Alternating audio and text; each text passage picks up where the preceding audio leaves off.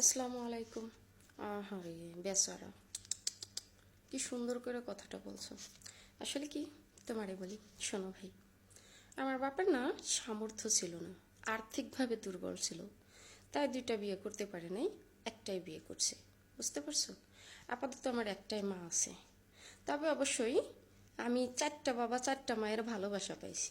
ঠিক আছে, আর সেটা না হয় বাদ দিলাম। আর দ্বিতীয় কথা হচ্ছে যে আমার স্বামী বেচারি, সে না পরকীয়া করতে ভালোবাসে, প্রেম করতে ভালোবাসে, বিয়ে করতে না।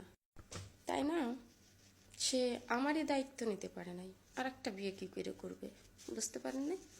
আর আমার ছোট ভাই, সে এখনো বিয়ে শাদী করে নাই, তবে অবশ্যই আল্লাহ যদি তাকে সামর্থ্য দেয়, চারটে বিয়ে করাবো, দোয়া করবেন কেমন, আল্লাহ যেন তাকে সামর্থ্য দেয়। আর আমার বাবা, ওই যে বললাম, আর্থিকভাবে দুর্বল ছিলেন, তাই বিয়ে করতে পারে নাই। বুঝতে পারছেন? তবে হ্যাঁ, এখন আর্থিকভাবে সচ্ছল আছে। আপনি যদি চান, আমার 2 নম্বর মা আপনাকে বানাইতে পারি, কোনো সমস্যা নেই। এখন সমস্যা নেই কেমন, রাজি আছেন? আর যদি তাও না হয়, আমার ভাইটা না বিয়ে করেনি এখনো, তাহলে হলে আপনাকে দিয়ে শুরু করি।